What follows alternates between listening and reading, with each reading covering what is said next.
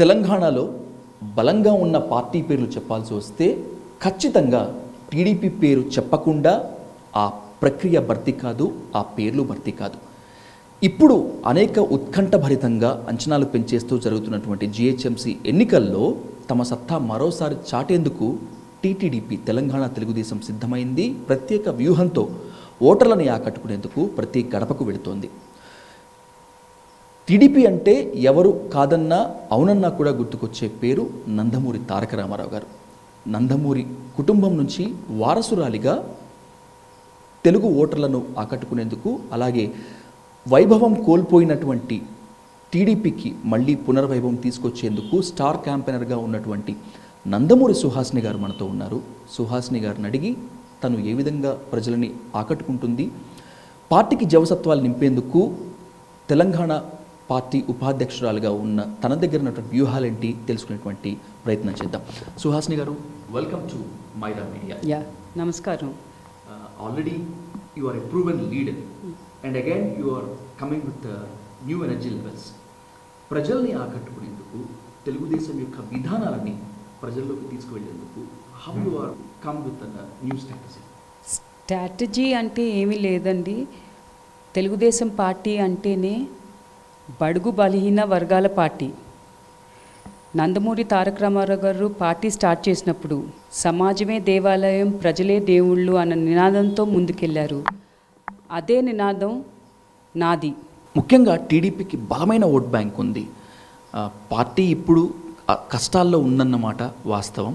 GHMC ఎలక్షన్స్లో పార్టీకి మళ్ళీ వైభవం తెచ్చేందుకు నందమూరి సుహాస్ని ఎలా ప్రయత్నిస్తారు? నేను ఇప్పుడు క్యాంపెయినింగ్కి వెళ్తూ ఉంటే ప్రజల్లో స్పందన చూస్తున్నాను.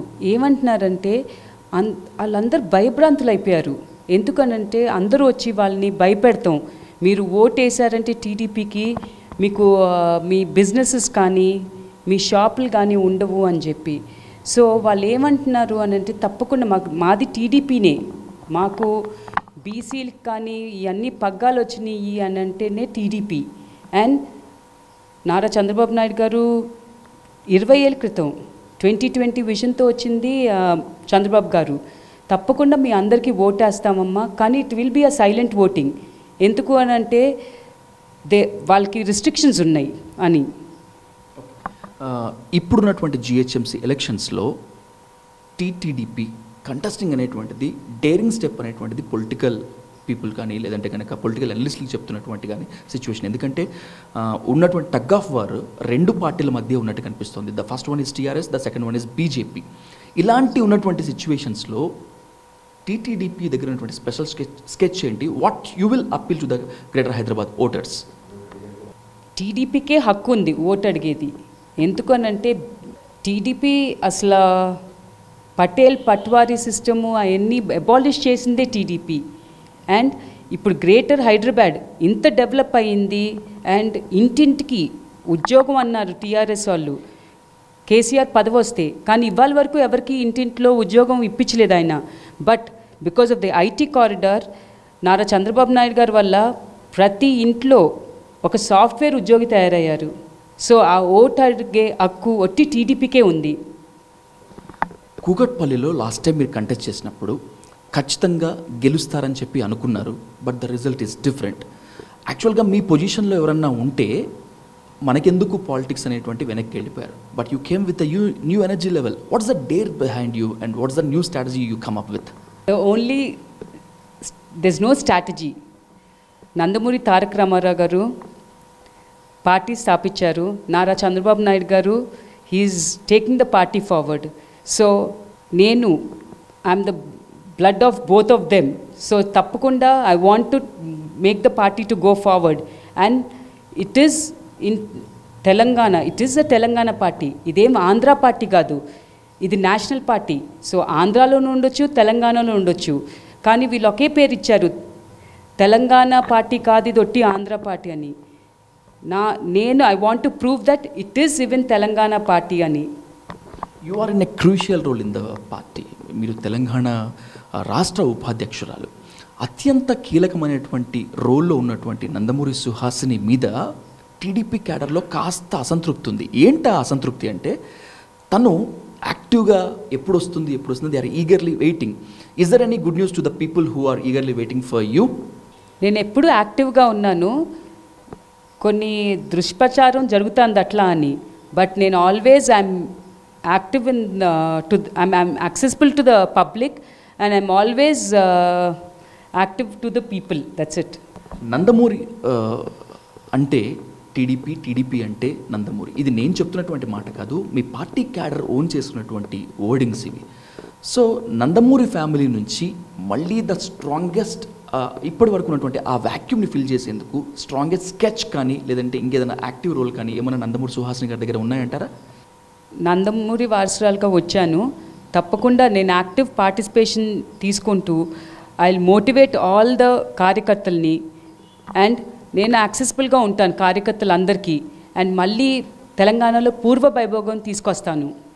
జిహెచ్ఎంసీ ఎలక్షన్స్ గురించి కాసేపు మాట్లాడుకుంటే, జిహెచ్ఎంసీ ఎలక్షన్కి సంబంధించి you are the star campaigner to that party. So GHMC ఎలక్షన్స్లో టీడీపీని గెలిపించేందుకు, టీడీపీని ప్రజల దగ్గరికి తీసుకెళ్లేందుకు ఏ kind of role Nandamuri Suhasini గారు ప్లే చేస్తారు? అంటే స్టార్ క్యాంపెయినర్కే పరిమితం అవుతారా, లేదంటే కనుక ఓటర్ల దగ్గరికి వెళ్ళేందుకు హౌ యు ఆర్ రెస్పాండింగ్? ఇప్పటి వరకు కనుక మీరు చేసినటువంటి క్యాంపెయినింగ్లో పీపుల్ రెస్పాన్స్ ఎలా ఉంది? నేను ఎక్కువ డోర్ క్యాంపెయినింగ్ చేస్తున్నాను, ఎందుకంటే I want to know the voters pulse. So ప్రతి డివిజన్లో నేను తిరిగేటప్పుడు ఓటర్స్ చెప్పే బాధ ఏంటి అని అంటే, మురుగు కాలువలు ఓవర్ఫ్లో అయ్యి అట్లాగే చూపించారు కూడా, లైవ్లో వెళ్ళి నేను చూశాను. మురుగు కాలువలు అట్లా పొంగుతూ ఉంటూ వాసన కొడుతూ ఉంటే మనిషిగా ఇప్పుడు నేనున్నాను, can I stay like that? ఉండలేము. అది మనం క్లీన్ చేయించాలి. బట్ ఏ కార్పొరేటర్గా వచ్చి అవి క్లీన్ చేయించుకోకుండా ఉండటం అనేది బాధాకరమైన విషయం. సో అన్ని ప్రాబ్లమ్స్, ప్రతి రోడ్లు గుంటలు ఉండటం and they have not done any work.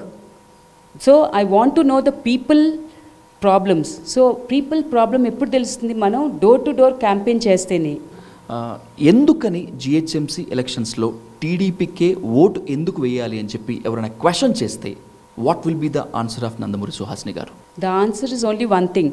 TRS ప్రభుత్వం మమ్మల్ని గెలిపిస్తే మేము ప్రతి ఇంటికో ఉద్యోగం ఇస్తామన్నారు, ఇచ్చారా అని అడుగుతున్నాను. దాని తర్వాత బీజేపీ మమ్మల్ని గెలిపిస్తే 15 లక్షలు ప్రతి అకౌంట్లో వేస్తామన్నారు, ఇచ్చారా? బట్ నారా చంద్రబాబు నాయుడు గారు అప్పుడు 2020 విజన్ అంటే అందరు ఎగతాళి చేశారు, కానీ ఆ 2020 విజన్ని ఆయన ప్రూవ్ చేసుకున్నారు. సో నేను పబ్లిక్ని అడిగేది అదే, ఎవరు ఏమిచ్చారో మీరు యాజ్ ఓటర్స్ ఐడెంటిఫై చేసుకొని మీరు ఓటు వేయండి. అభివృద్ధి చేసిందే టీడీపీ, మీరు చూశారు.